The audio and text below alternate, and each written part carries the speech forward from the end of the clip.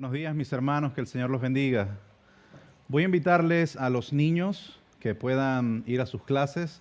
Los padres pueden acompañarlo, pero recuerden que tienen que volver.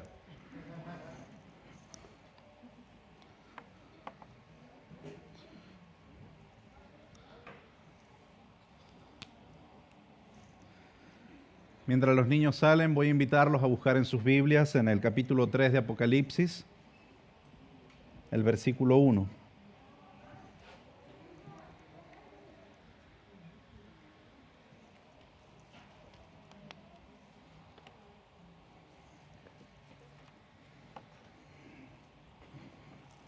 Apocalipsis capítulo 3, versículo 1 en adelante.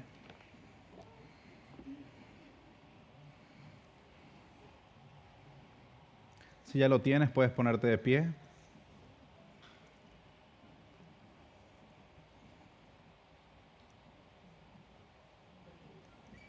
Apocalipsis capítulo 3, versículo 1.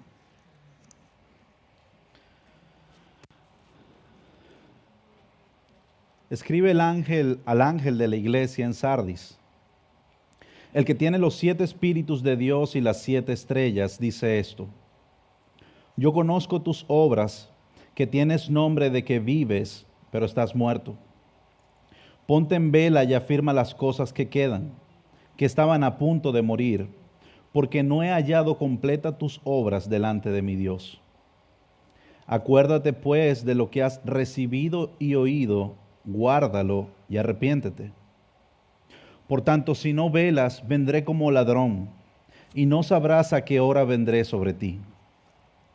Pero tienes unos pocos en Sardis que no han manchado sus vestiduras, y andarán conmigo vestidos de blanco, porque son dignos. Así, el vencedor será vestido de vestiduras blancas, y no borraré su nombre del libro de la vida. Y reconoceré su nombre delante de mi Padre y delante de sus ángeles. El que tiene oído, oiga lo que el Espíritu dice a las iglesias. Oremos.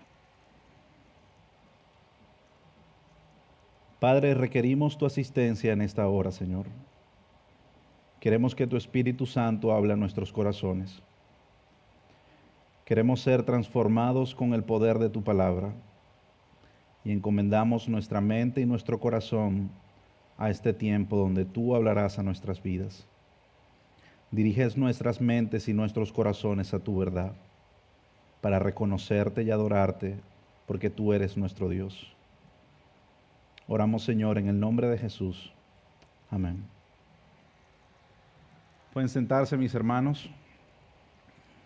Como podrán ver, continuamos con nuestra serie de Apocalipsis. Ya llegamos a nuestra quinta iglesia, la iglesia en Sardis. Y me gustaría solo hacer una rápida recopilación. ¿Quién recuerda quién fue la primera iglesia? Éfeso. Luego de Éfeso, Esmirna. Luego viene Pérgamo, Tiatira. Y hoy llegamos a nuestra quinta iglesia, que es Sardis. Nos quedan 2 iglesias de estos próximos 2 domingos que van a ser... ¿Quién es la sexta iglesia? Filadelfia, y terminamos con la Odisea. Y esta iglesia que nos corresponde en esta mañana es una iglesia muy particular, porque a diferencia de las otras iglesias, es una iglesia que se clasifica como una iglesia muerta. Habíamos escuchado de los pecados de las otras iglesias, pero no nos habíamos encontrado con una iglesia muerta. En el reino fungi, es decir, en el reino de los hongos, existe un hongo llamado el Cordyceps, el cual afecta principalmente a los insectos. Este hongo manipula la mente de los insectos y los obliga a infectar a otros insectos. El caso más conocido en el mundo es el de la hormiga zombie. Es decir, una hormiga que fue infectada por un hongo parásito. Entra al cuerpo hasta su cerebro para controlarla mentalmente, haciendo que abandone su nido, trepe al árbol más cercano al nido e infecte a las demás. La hormiga infectada aprieta sus mandíbulas alrededor de las hojas del árbol y muere en cuestión de días que el hongo la digiere. Luego envía una lluvia de esporas para infectar la próxima generación de hormigas. En Virginia Occidental, por ejemplo, investigadores descubrieron en el 2020 las llamadas cigarras zombies. Una población de cigarras que estaba siendo infectada por este hongo. Un hongo psicodélico que contenía sustancias químicas que se encuentran en hongos alucinógenos. Y la Biblioteca Pública de Ciencias mencionaba que cuando los investigadores veían a estas cigarras, veían que ellas continuaban moviéndose con el hongo en su cerebro. Esto le permitía al hongo manipularlas, además de conducirlas a un comportamiento hipersexual, para que se reprodujeran más y poder hacer colmena en nuevas cigarras, en las cigarras sanas. En ambos escenarios, tanto la hormiga como la cigarra estaban completamente infectadas por dentro. Parecían estar vivas, pero realmente estaban muertas. Se movían, se alimentaban, se reproducían, pero estaban muertas. A simple vista y a ojos de cualquier desconocedor de los hongos, pudiéramos decir que esos insectos lucían bien, estaban vivos. Sin embargo, solo los conocedores del Cordyceps podían entender la manipulación que este hongo estaba aplicando hacia su víctima. De esa misma forma se encontraba la iglesia en Sardis. Era una iglesia que lucía viva, lucía activa, aparentaba hacer muchas cosas, dando signos de vida, pero realmente estaba muerta. Probablemente tenía servicios regulares, tenía reuniones constantes, tenía compañerismo, podía incluso tener adoración u ofrendas, pero esa reputación no era más que un signo de muerte. Y el único conocedor de las almas se dio cuenta que esta iglesia estaba muerta. Sin embargo, antes de adentrarnos a Sardis, me gustaría hacer un pequeño recuento en las iglesias que hemos estudiado. Éfeso era conocida como la iglesia estable. Se caracterizaba por su esfuerzo, su perseverancia en rechazar la maldad, pero había abandonado su primer amor. Esmirna era la iglesia perseguida. Sufría el acoso de la pobreza y la persecución de los cristianos. Pérgamo era la iglesia inmoral. Guardaba fielmente el nombre del Señor, pero toleraba la inmoralidad sexual y las falsas enseñanzas. Tiatira era la iglesia sensual. A pesar de su servicio y sus buenas obras, la sensualidad estaba hundiendo a la iglesia. Y por último, Sardis, la iglesia muerta. Tenía reputación o una reputación completamente falsa. Aparentaba ser una iglesia viva, pero estaba muerta y sus obras estaban incompletas. Sardis es la iglesia que nos ocupa esta tarde, mis hermanos.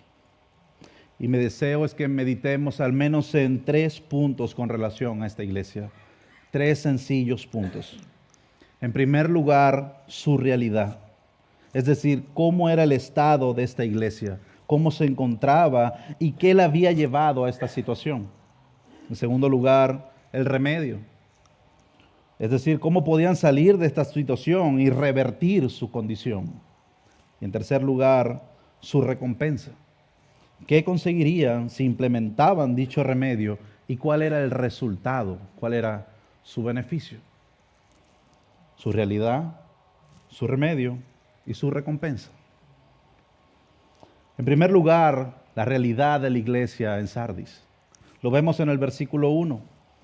El ángel de la iglesia en Sardis, el que tiene los 7 espíritus de Dios y las 7 iglesias, dice esto: yo conozco tus obras, que tienes nombre de que vives, pero estás muerto.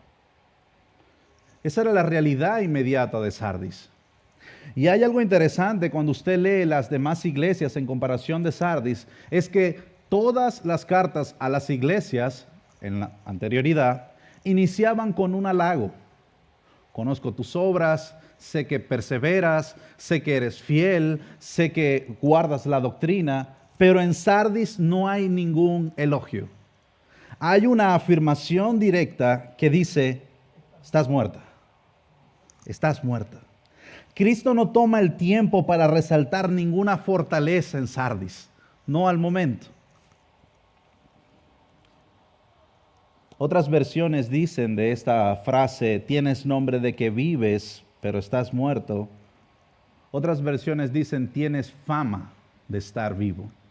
Otras también dicen, tienes reputación de que vives.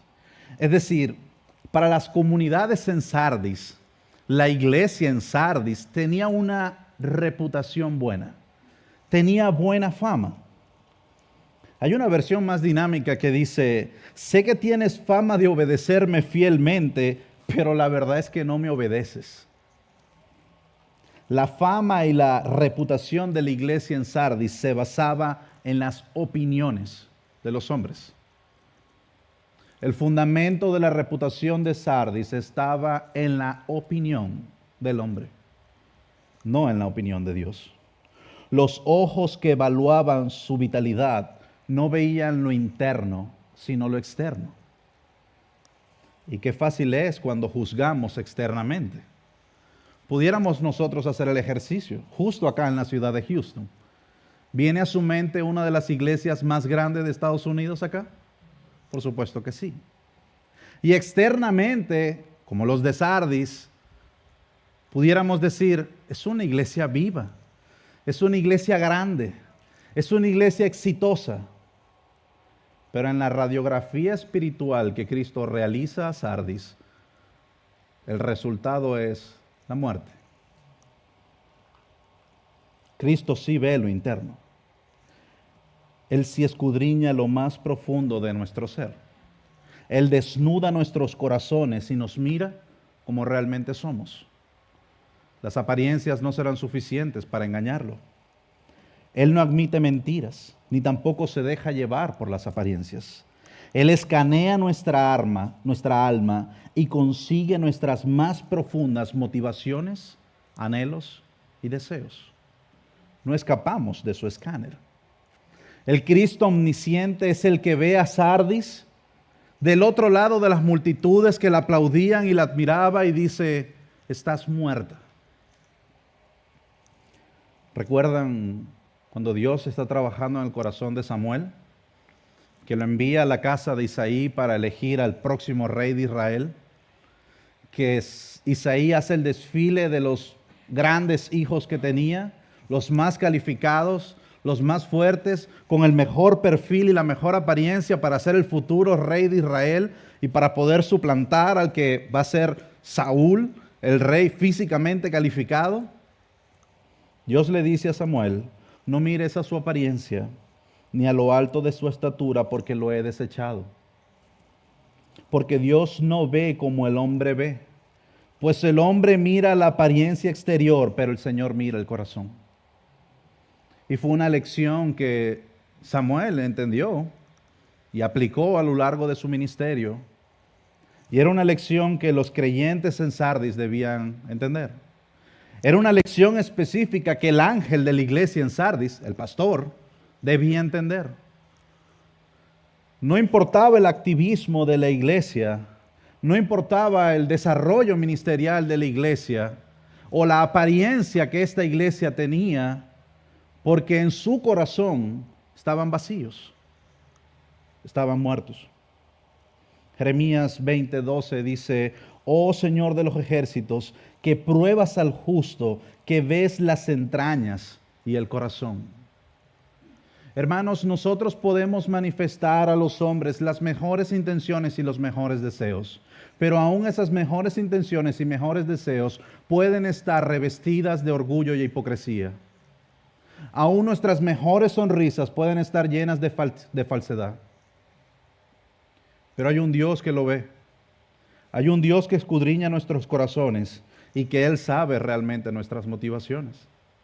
¿Recuerdan al joven rico que se presentó delante de Jesús? Y ante el deseo de este joven rico, Jesús, que lo conoce todo, espera la respuesta del joven y el joven le dice: Maestro, todo lo he guardado desde mi juventud. Todo lo he guardado. Ya le había hablado de los mandamientos, ya le había hablado de la ley, ya le había hablado del cumplimiento de la ley mosaica, y este joven dice: todo lo he guardado. A lo que Jesús, mirándolo, lo amó y le dijo: una cosa te falta.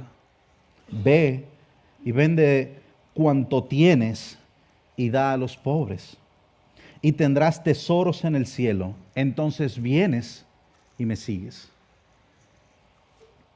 Pero él, afligido por estas palabras, se fue triste, porque era dueño de muchos bienes. La Biblia explícitamente nos muestra que el hombre miente, pero que no tiene la capacidad de mentirle al Dios omnisciente. La Biblia nos muestra que aun cuando expresamos o se expresan las mejores intenciones del corazón, si es un corazón muerto, es falso. Porque Dios escudriña nuestros corazones. Sin embargo, la muerte de Sardis no era una realidad abstracta. No era que había muerto por las casualidades de la vida. No era que estaba muerta porque estaba siendo perseguida por el Imperio Romano. No era que estaba muerta porque los judíos y los gentiles estaban asesinando a los cristianos. Esa no era la realidad de la muerte de Sardis. La muerte de Sardis las podemos ver en el versículo 2. Podemos ver el verdadero motivo, la verdadera razón por la cual Sardis había muerto. Versículo 2. Porque he hallado, ¿cómo? Porque no he hallado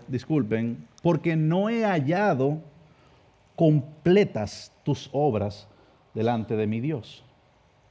Es decir, las obras de Sardis estaban incompletas, estaban vacías. Estas palabras debieron retumbar en el corazón de los creyentes de Sardis. Cristo, aquel que intercede por nosotros delante del Padre, el que aboga delante del trono celestial, del juicio, el trono de justicia del Dios eterno, está diciéndoles: no he hallado sus obras completas. Yo que intercedo delante de ustedes, delante del Padre, sus obras no han sido suficientes.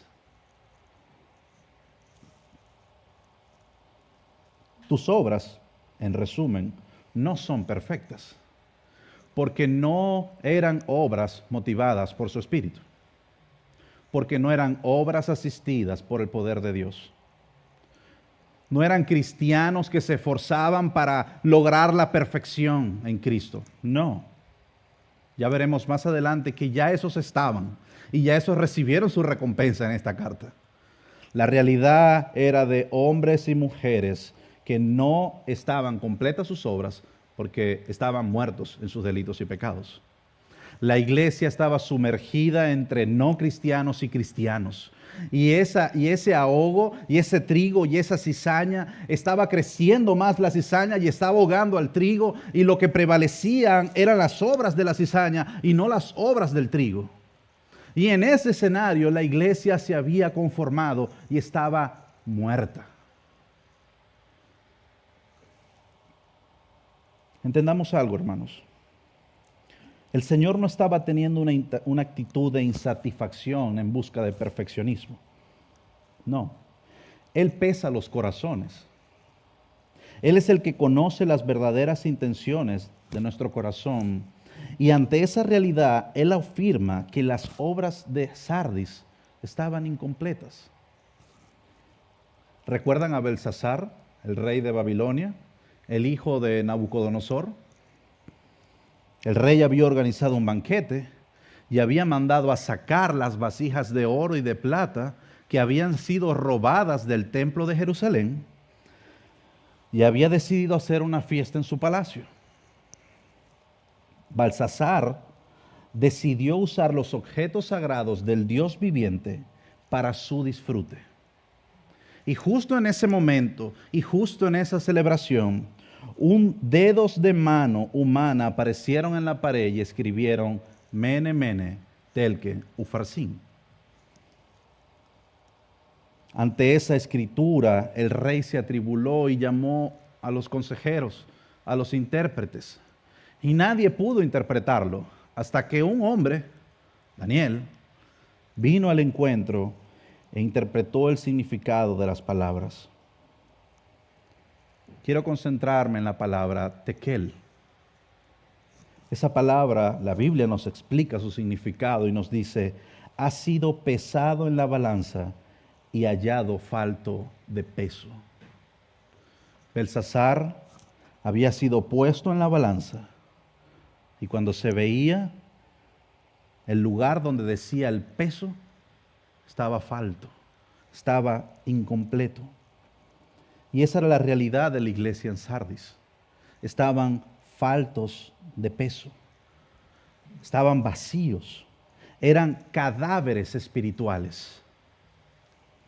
John MacArthur dice, la iglesia en Sardis era como un museo que exhibe animales disecados en su hábitat natural.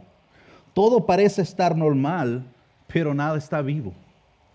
El pecado mató a la iglesia en Sardis, concluye. Sin embargo, tenemos nosotros como iglesia bíblica preguntarnos cuáles son las señales de peligro que indican que una iglesia está muriendo. El pastor continúa diciendo, una iglesia está en peligro cuando está satisfecha con descansar en sus logros pasados. Sardis era una de las ciudades más antiguas. Tenía al menos 1000 años de su fundación. Y las glorias de la ciudad eran impresionantes. Era una ciudad sumamente rica. Abundaba el oro en sus cauces. Y era famosa por su exportación de lino.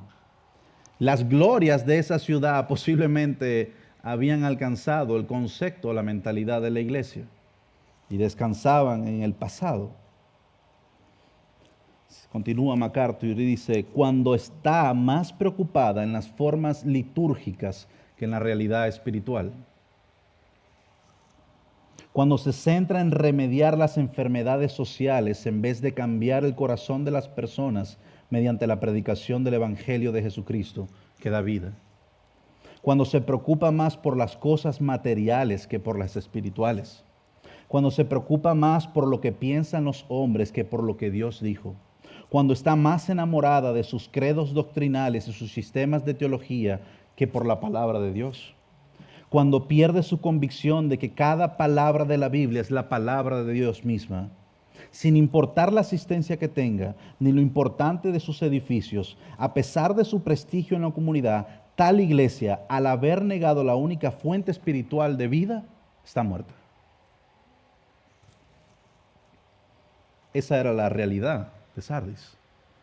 Estaba muerta. Sin embargo, Cristo no se queda con la realidad de Sardis, sino que provee el remedio.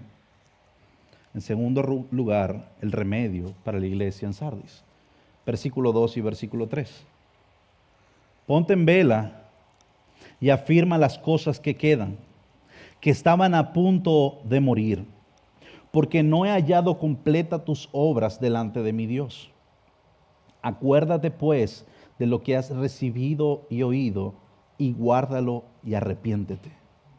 Por tanto, si no velas, vendré como ladrón y no sabrás a la hora que vendré sobre ti. Ante la muerte espiritual de aquellos que estaban en Sardis, Cristo pone su mirada en su remanente. Y es importante entender aquí las dos poblaciones que había en Sardis. Había una población que estaba muerta en sus delitos y su pecado y vivía una vida aparentemente cristiana, pero no eran de Cristo. Pero había un remanente reservado y cubierto por Cristo y preparado para revertir esa realidad espiritual. Ahora Cristo pone su mirada en la iglesia invisible, en su propia iglesia. la iglesia verdadera, aquella que había sucumbido ante las pretensiones de la iglesia muerta. Y les dice, ponte en vela, ponte en vela. El pastor dice, el remanente de creyentes tenía que observar lo que estaba sucediendo en su iglesia, evaluar la situación, participar en el cambio de las cosas, confrontar el pecado y el error e influir en la comunidad. Esa era la responsabilidad de la iglesia invisible de Sardis, del remanente. Pero se habían dejado ahogar por las pretensiones de esos hombres y mujeres que no creían genuinamente en Cristo. Habían sucumbido ante las presiones. No era una iglesia perseguida, era una iglesia cómoda. Cómoda ante el pecado, cómoda ante la inmoralidad, cómoda ante la hipocresía. Dios nos libre de conformarnos a una iglesia como esa. Dios nos libre de ser una iglesia que tolera todo aquello que Dios repudia. Dios nos libre de ser una iglesia indiferente ante el pecado. Y nos dé la capacidad de entender que debemos odiar todo aquello que Dios odia. Ante esa realidad de pecado, de indiferencia, de error de la iglesia, el Señor le da al menos 5 acciones a la iglesia. Y son 5 acciones, hermanos, que nosotros podemos aplicar en nuestros días. 5 principios bastante prácticos cuando sentimos que estamos siendo llevados por la corriente del secularismo. Cuando la mundanalidad parece empezar a ahogarnos. Estas son las 5 acciones que Cristo mismo le da a su iglesia. No solo a su iglesia. Son 5 acciones que el Señor nos da a nosotros hoy. 5 principios que debemos aplicar cuando sintamos que nos estamos alejando de la fuente. Ponte en vela. Ponte en vela. Otras versiones dicen, sé vigilante. Y otras son más claras porque dice, despierta. Despierta. El Señor le dice a la iglesia en Sardis, despierta porque estás sumergida en las tinieblas que te rodean. Despierta, sé sal, sé luz, sé una antorcha en medio de ese pecado que te agobia. Sé una antorcha en medio de aquellos que son lobos rapaces. Despierta, ponte en vela, sé vigilante. Otras versiones dice, levántate, levántate. Hermanos, no podemos quedarnos sentados frente al pecado que nos rodea. No podemos ser una iglesia, no podemos ser hombres o mujeres que se conforman al pecado y a las corrientes de este mundo. No podemos hacer silencio cuando la palabra de Dios es blasfemada. Tenemos que marcar nuestro lugar, el lugar de Cristo, el lugar de la verdad. En las escuelas, en los colegios, en las universidades, en el trabajo, tenemos que distinguirnos del mundo. Porque si no, seremos una iglesia muerta. Los pocos que quedamos con vida, los pocos que quedaron con vida en Sardis, estaban sepultados con la cantidad de cadáveres que había y no se veían. Su luz era tan pequeña y alumbraba tan poco que las tinieblas la agobiaban.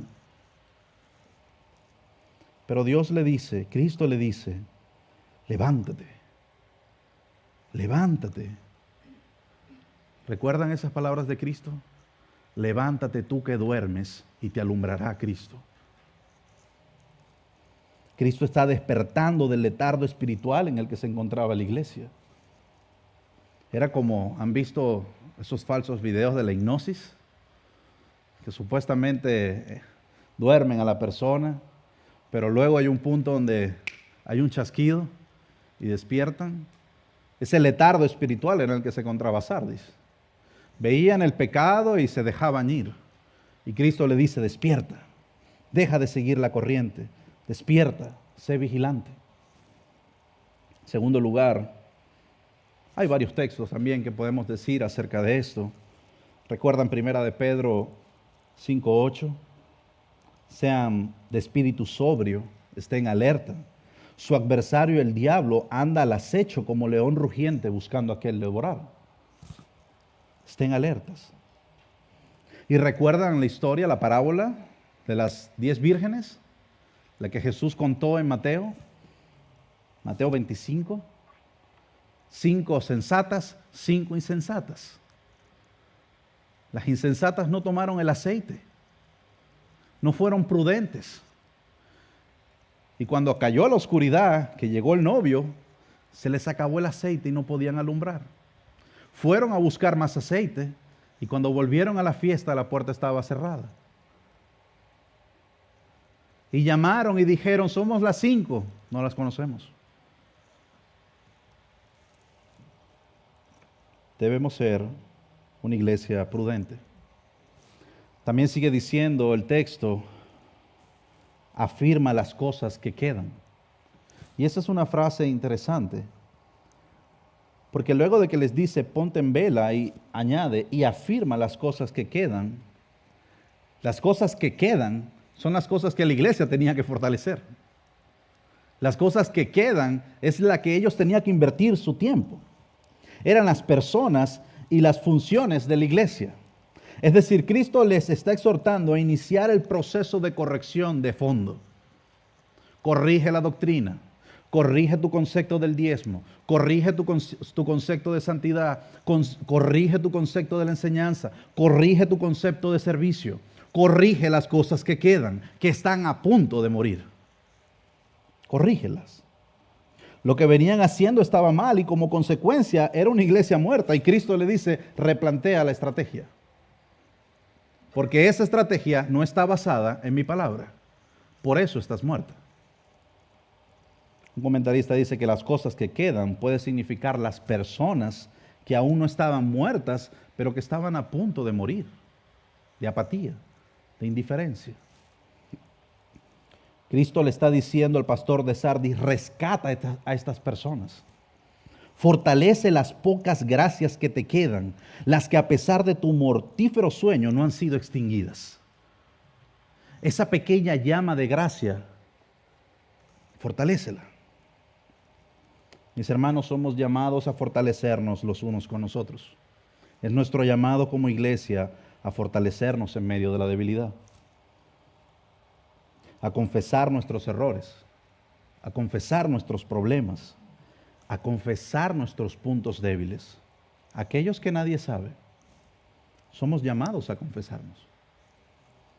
Nos avergonzamos delante de Dios por nuestro pecado, sí, pero no debemos avergonzarnos de confesar nuestras debilidades, porque justo esa práctica es la que ayudará a fortalecer un carácter piadoso, un carácter bíblico. Un carácter como hijo de Dios. Pablo se lo dijo a los colosenses en el 1:28. A él nosotros proclamamos, amonestando a todos los hombres y enseñando a todos los hombres con toda sabiduría, a fin de poder presentar a todo hombre perfecto en Cristo. Esa es nuestra responsabilidad como hermanos. Presentarnos completos en Cristo. Pero nos gusta el milagro. Nos gusta el milagro, tenemos la mentalidad de milagros. Dios, soy grosero, ayúdame a dejar de serlo. Dile a tu hermano que eres grosero y que cuando eres grosero te diga, estás siendo grosero. Dios, ayúdame a no gritar. Espíritu Santo, tú que todo lo sabes.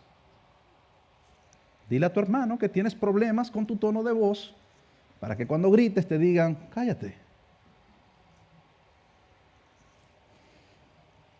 A veces parece chistoso y sencillo, pero es real. Es real. Y Cristo le está diciendo a la iglesia, afirma las cosas que quedan. También les dice, acuérdate de lo que has recibido y oído. Esta iglesia posiblemente fue fundada por el apóstol Pablo. Toda esa región de Asia Menor, que Pablo predicó el evangelio allí. Ellos habían recibido la enseñanza de los apóstoles. Ellos habían recibido la verdadera fe. Y Cristo le dice, acuérdate de lo que has recibido y oído. Debían volver a las Escrituras, debían volver a las verdades de la palabra de Dios. Necesitaban reafirmar su fe en la verdad acerca de Cristo, acerca del pecado, acerca de la santidad. Necesitaban hacer lo que Jeremías le dijo al pueblo, ¿recuerdan? Así dice el Señor: párense en los caminos y miren, y pregunten por los senderos antiguos, cuál es el buen camino, y anden por él, y hallarán descanso para sus almas. Esa es la exhortación que Jeremías le hacía al pueblo. Solemos, hermanos, hacernos esta pregunta: ¿qué debo hacer? ¿Cómo debo actuar en este punto en el que me encuentro? ¿Qué debo hacer con esta indiferencia que siento? ¿Cómo puedo vencer la tentación de mi falta de deseo? Esta inquietud estaba también en el corazón de uno de los padres de la iglesia, de Agustín. Y él decía esto: estoy seguro que usted se va a sentir identificado, o al menos yo lo siento. Agustín decía en una de sus oraciones: estaba maravillado de que, aunque ahora te amaba, no perseveraba en el disfrute de mi Dios. Tu belleza me atraía hacia ti, pero pronto era arrastrada lejos de ti por mi propio peso, y con consternación me hundía nuevamente en las cosas de este mundo, como si hubiera sentido la fragancia de la comida, pero aún no pudiera comerla. Esta es una realidad que todo creyente vive. Y esta batalla solo puede ganarse mirando a Cristo. Mirando a Cristo. No hay métodos, no hay estrategias, no hay soluciones más que mirar el glorioso evangelio de nuestro Señor, más que recordar que Él ha enviado a su Hijo por nosotros, más que Él vivió la vida perfecta que yo no podía vivir, más que murió la muerte perfecta que yo no podía vivir para que yo viva ahora en Él. Es mi única motivación, es mi único aliento, es mi única fortaleza, no tengo otra. ¿Recuerdan ese himno? Un himno antiguo. Creo que era el himno 114, que decía: cuando estés cansado y abatido, dilo a Cristo, dilo a Cristo. Si te sientes débil y confundido, dilo tan solo a Él, dilo a Cristo. Él es tu amigo más fiel. No hay otro amigo como Cristo. Dilo tan solo a Él. Cuando estés en tentación cercado, mira a Cristo, mira a Cristo. Cuando rujan huestes de pecado, mira tan solo a Él. Miremos a Cristo. También nos dice el texto en el versículo 3, ya finalizando, nos dice: guárdalo y arrepiéntete. No solo lo recuerdes, no solo está en vela, guárdalo. Lo que le está diciendo: no vengas simplemente a escuchar para alimentar tus oídos, sino haz el ejercicio práctico de aplicar aquello que escuchas. Y a veces, hermanos, nos encanta escuchar, pero no aplicar. Y es necesario guardar, atesorar, ejercer. ¿Recuerdan lo que Pablo le dice a Timoteo? Su primera carta. Timoteo, guarda lo que se te ha encomendado y evita la palabrería vacía y profana y las objeciones de lo que falsamente se llama ciencia. Debían guardarlo. Jesús le dijo a sus discípulos: si ustedes me aman, guardarán mis mandamientos. Entonces yo rogaré al Padre y Él les dará otro consolador para que esté con ustedes para siempre. Qué importante es guardar las palabras del Señor. Y por último, arrepentirse. Ellos debían arrepentirse de su pecado. Debían confesar sus pecados. La iglesia debía confesar su pecado de indiferencia. Debía confesar que estaba tolerando vivir en una iglesia muerta. Pero hay una consecuencia si eso no pasa. El versículo 3 al final dice: por tanto, si no velas, vendré como ladrón, y no sabrás a qué hora vendré sobre ti. No es primera vez que vemos esta imagen en las Escrituras. Hay algunas consecuencias que experimentarían estas iglesias. Déjenme mencionarle algunas. Éfeso, le quitarían el candelabro de su lugar si no se arrepentía. Pérgamo, eliminaría a aquellos que no se arrepintieran de sus faltas enseñanzas. Tiatira, postraría a todos aquellos adúlteros y serían arrojados a la gran tribulación. Y Sardis, vendría un juicio inminente que ahora sí acabaría con toda la iglesia de Sardis si no había un avivamiento. La hoz ya estaba en la mano. Y el tiempo de la siega estaba cerca para Sardis. Y debían demostrar que ellos eran una iglesia real. Y en tercer y último lugar, mis hermanos, la recompensa para la iglesia en Sardis. Ya vimos su realidad, ya vimos el remedio, la recompensa. Dios había guardado su remanente. Versículo 4. Pero tienes unos pocos en Sardis que no han manchado sus vestiduras y andarán conmigo vestidos de blanco porque son dignos. Así el vencedor será vestido de vestiduras blancas y no borraré su nombre del libro de la vida y reconoceré su nombre delante de mi Padre y delante de sus ángeles. ¿Qué significaba que no habían manchado sus vestiduras? ¿Cómo lo habían hecho?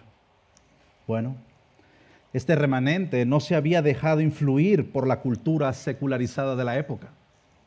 Este remanente no se había manchado con el pecado del adulterio y la idolatría. Este remanente no había socavado el mensaje del Evangelio y se había abstenido de cualquier compromiso pecaminoso. Este remanente fueron fieles a la palabra de seguir a Jesús que habían dado al bautizarse. Y aunque podían verse como raros o al margen de la cultura, caminaban con perseverancia en las huellas de los apóstoles y de otros cristianos que habían traído y enseñado el mensaje del Evangelio. Caminaban con el Señor, le honraban, le amaban y resistían por amor a Él. Ese era el remanente que Dios tenía en la iglesia de Sardis. Y estas acciones, mis hermanos, tienen recompensa. Dios no destruyó la iglesia de Sardis por su remanente. El amor de Dios por aquellos que no habían manchado sus vestiduras era tan grande que eligió soportar a la cizaña para proteger al trigo. ¿Recuerdan Mateo 13:24? Jesús les contó otra parábola. El reino de los cielos puede compararse a un hombre que sembró buena semilla en su campo. Pero mientras los hombres dormían, vino su enemigo y sembró cizaña en el trigo y se fue. Cuando el trigo brotó y produjo grano, entonces apareció también la cizaña. Y los siervos del dueño fueron y le dijeron: Señor, ¿no sembró usted buena semilla en su campo? ¿Cómo pues tiene cizaña? Y él les dijo: un enemigo ha hecho esto.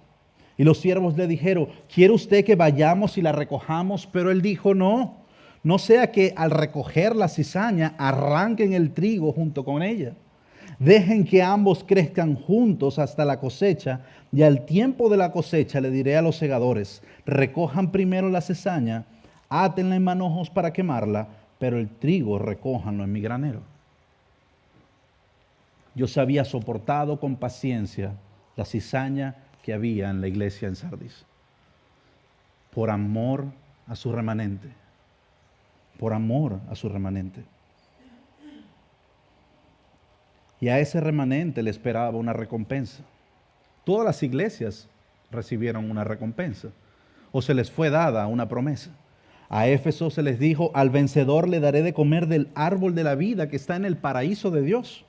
A Esmirna se le dijo: al vencedor no sufrirá daño de la muerte segunda. A Pérgamo se le dijo: le daré del maná escondido y le daré una piedrecita blanca, y grabado en esa piedrecita blanca un nombre nuevo, el cual nadie sabe sino aquel que lo recibe. A Tiatira se le dijo, al vencedor le daré autoridad sobre las naciones y regirá con vara de hierro como los vasos del alfarero. Y a Sardis, a esta iglesia se le dijo, al vencedor será vestido de vestiduras blancas y no borraré su nombre del libro de la vida y reconoceré su nombre delante de mi Padre y de sus ángeles. Esa era la recompensa. Vestiduras blancas. ¿Qué son esas vestiduras blancas? Es un símbolo de perfección. A la iglesia de Sardis se le dijo que sus obras no estaban completas. Sin embargo, al remanente se le dice que recibirán vestiduras blancas y limpias para siempre. Sardis era famosa por su producción de textil. Sin embargo, ese textil no era puro, tampoco era eterno ni glorioso. Pero las vestiduras que recibiría el remanente era completamente pura, completamente eterna y completamente gloriosa. Esa era la recompensa que recibiría la iglesia. Esa es la recompensa que nosotros recibiremos. Isaías 64, desde el tiempo de Isaías, el profeta dio este oráculo. En gran manera me gozaré en el Señor, mi alma se regocija en mi Dios, porque Él me ha vestido de ropas de salvación. Me ha envuelto en su manto de justicia, como el novio se engalana con una corona, como la novia se adorna con sus joyas. Años después, en Apocalipsis, Juan en Patmos escribe lo siguiente: regocijémonos y alegrémonos y démosle a Él la gloria, porque las bodas del Cordero han llegado y su esposa se ha preparado. Y a ella le fue concedido vestirse de lino fino, resplandeciente y limpio, porque las acciones justas de los santos son el lino fino. Qué gloriosa promesa de nuestro Dios. Que esta ropa que tenemos, este cuerpo perecedero, será cambiado por vestiduras puras, eternas y gloriosas. Todas las referencias que encontramos en la Biblia acerca de vestiduras blancas era de personas que estaban glorificadas. Y lo que Cristo está diciéndole a la iglesia, ustedes serán glorificados porque han guardado sus vestiduras. Y por último, el Señor promete no borrar el nombre del libro de la vida y que lo reconocerá delante de su Padre. En la época de Juan, el Imperio Romano, los gobernantes tenían un registro de los ciudadanos de cada ciudad. Si alguno moría o cometía un grave delito, se borraba el nombre de ese registro. Y lo conocían los ciudadanos de Sardis. Las personas tenían familias que posiblemente habían muerto y sabían que esos nombres habían sido borrados del libro. Ya no existían en el mundo, por así decirlo. Social y políticamente no existían. Y ante esa realidad, Dios les dice, yo no borraré nunca tu nombre de mi libro. Tu nombre siempre estará en mi libro. Hermanos, Dios está prometiéndonos preservarnos hasta el final. Dios está diciéndole a la iglesia, nunca te borraré de mi libro. Yo te vestiré, yo te guardaré, yo te salvaré. Yo te presentaré ante mi Padre. Yo abogaré delante de mi Dios para que tú vengas conmigo. Los ángeles sabrán que tú eres mío. El cielo entero se enterará de que eres mi posesión porque tu nombre está escrito en mi libro. Cristo está diciéndole a su remanente, la reserva de tu mesa está completa y yo soy el que garantizo tu lugar. No existe nada que quebrante esa promesa. No existe nadie que quite tu puesto. Yo lo garantizo, dice el Señor. Y quiero finalizar con las palabras del profeta Isaías cuando dijo, en las palmas de mis manos te he grabado. En las palmas de mis manos te he grabado. Tus muros están constantemente delante de mí. Nuestros nombres están esculpidos en las manos del mismísimo Dios.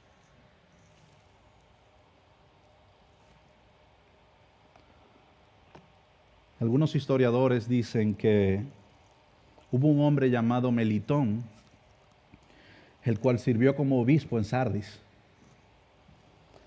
Y ese hombre, años después de haber escrito esta carta, Juan, años después del Apocalipsis de Juan, redactaba Militón muchas explicaciones acerca de Cristo, incluso redactó un documento llamado Apología, directamente hacia el emperador Marco Aurelio. No temía defender el cristianismo ni desenmascarar a los hombres malvados. Eso quiere decir que la iglesia en Sardis no murió, sino que el remanente hizo su trabajo. Que el Señor nos ayude a ser una iglesia viva y no muerta, y a confiar en su verdad. Oremos.